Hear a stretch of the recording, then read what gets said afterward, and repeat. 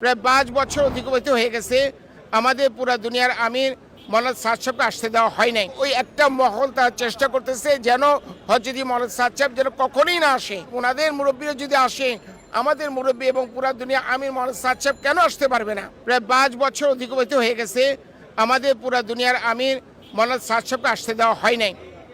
আসলে যেখানে মৌলানা সাদ সাহেব পুরা দুনিয়াতে বিভিন্ন বড় বড় ইজতেমা উনি শরিক হইতেছেন, আরবের মধ্যে করতেছে। কয়েক মাস আগে মরক্কোতে গেছেন উনি, পুরা ইউরোপের মশওয়ারা ছিল, বিভিন্ন দেশে উনি সফর করতেছে।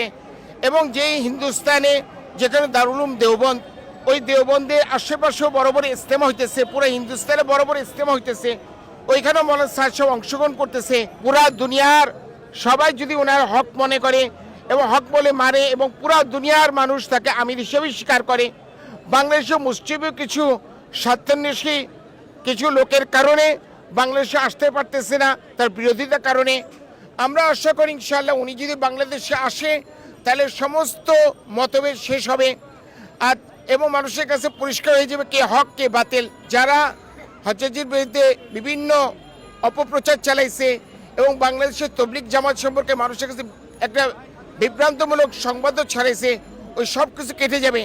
এই জন্য ওই একটা মহল তার চেষ্টা করতেছে যেন হজরত মৌলানা সাদ সাহেব যেন কখনোই না আসে। আমাদের একই দাবি, ওনাদের মুরব্বীরা যদি আসে, আমাদের মুরব্বী এবং পুরা দুনিয়া আমির মৌলানা সাদ সাহেব কেন আসতে পারবে না? তো আমরা চাই উনি যেন আমাদের দ্বিতীয় বিশ্ব ইজতেমায় যোগদান করতে পারে এবং সারা দুনিয়ার মানুষের হেদায়েতের উদ্দেশ্যে যেন উনি কথা বলতে পারে। এই জন্যই আমরা এখানে আসছি আর কি। এখানে দুইটা পক্ষের মধ্যে এক পক্ষের সর্বোচ্চ মুরব্বীদেরকে আসার ব্যবস্থাপনা সংশ্লিষ্ট কর্তৃপক্ষ করে দিচ্ছেন, আর সাদ সাহেবের পক্ষ যারা তাদেরকে তারা করছেন না। কেন করছেন না? এখানে আমরা প্রশ্ন করতে চাই অবাক হয়ে যে ওনারা কি কোনো উগ্র মহলের ভয়ে বা চাপে বিদেশি মেহমানের নিরাপত্তা দিতে ব্যর্থ হচ্ছেন? তিনি যেখানে তিনি সাদ সাহেব দামাত বারাকাতুহুম গত এক বছরে সারা পৃথিবীর ৩৭২টা ইজতেমা পরিচালনা করছেন এবং বহু দেশে তিনি নিজে গেছেন, সারা পৃথিবীতে তিনি যেতে পারছেন, আমাদের বাংলাদেশে আসতে বাধা কোথায়? আজকের এই উদ্যোগটাই আমাদের ঐক্যবদ্ধ হওয়ার জন্য। আমরা প্রথম যে দাবি জানাচ্ছি যে আমাদের মধ্যে যে বৈপরীত্য এটা অনেক বেশি। যেমন এক পক্ষ ৫ বছর যাবৎ প্রথম পর্বে ইজতেমা করে আসতেছে, এক পক্ষ সেই পক্ষটাই ওনারা কি করতেছেন, টঙ্গী ময়দান সারা বছর ভোগ করতেছেন, কাকরাইল মার্কাজ ওনারা ৪ সপ্তাহ ব্যবহার করতেছেন, সমস্ত মসজিদে ইমাম এবং খতিব ওনাদের পক্ষে কথা বলতেছেন, আর অপর পক্ষে কাকরাইলের সময় পাচ্ছেন মাত্র ২ সপ্তাহ, ইজতেমা পাচ্ছেন দ্বিতীয় পর্বে, আবার ইজতেমা ময়দানে ওনারা সারা বছর প্রবেশ করতে পারছেন না। ইজতেমা ময়দানের পশ্চিম পাশে ছোট্ট একটা মসজিদ ব্যবহার করেন, সেখানেও বছরে ৩-৪ বার বাধাপ্রাপ্ত হন। এত বৈষম্য এবং বঞ্চনা থাকার পর ঐক্যবদ্ধ আসলে হওয়াটা একটু কষ্টকর বা অসম্ভব বা দীর্ঘমেয়াদী বিষয়। তাই আমরা আজকে যে দাবি জানাই, আমাদেরকে প্রথমে একটু কাছাকাছি আসতে হবে। সেই কাছাকাছি আসার মাধ্যমটা হলো উভয় পক্ষের মাঝখানে সমান অধিকার নিশ্চিত করা। উভয় পক্ষের মাঝখানে যখন সমান অধিকার নিশ্চিত হবে, আমরা একটু কাছে আসব, এরপর ৬ মাস পর আরেকটু কাছে আসব, বছর পর আরেকটু কাছে আসব, এইভাবে একদিন ইনশাআল্লাহ আমরা ঐক্যবদ্ধ হয়ে যেতে পারবো। উলামা এই দেশে ঈমান আর এবং আমল নিয়ে কথাবার্তা বলবেন, উনি দেশের বিরুদ্ধে কোনো কথা বলবেন না।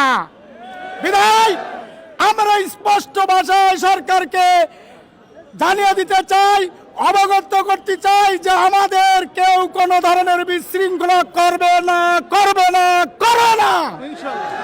বিদায় আমরা হযরত সাদ সাহেব, এই দেশে ভারতের সরকার আসছে, চায়না সরকার আসছে, বিভিন্ন দেশের সরকার আসে, সরকার প্রোটেকশন দেয়,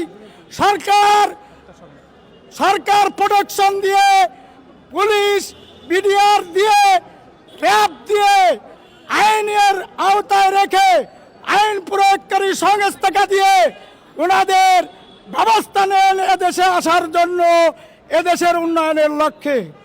এই দেশে 18 কোটি জনতা, তৌহিদি জনতা, ঈমান আর আমল নিয়ে বিশ্ব আমির হযরত জি মৌলানা সাদ সাহেব আসবেন, ইমান আমলের মেহনতের উপরে কথা বলার জন্য, ইমান আমলের হেফাজতের জন্য।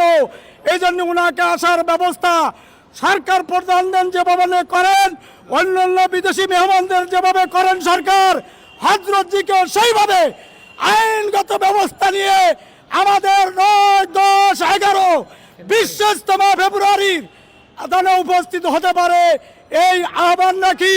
সারা দেশে এই যে এখনো এখানে হাজার হাজার উলামা ইকরাম আছে, এখানে উলামা ইকরামের ফটো আছে, মুফতি আনেজমের ফটো আছে।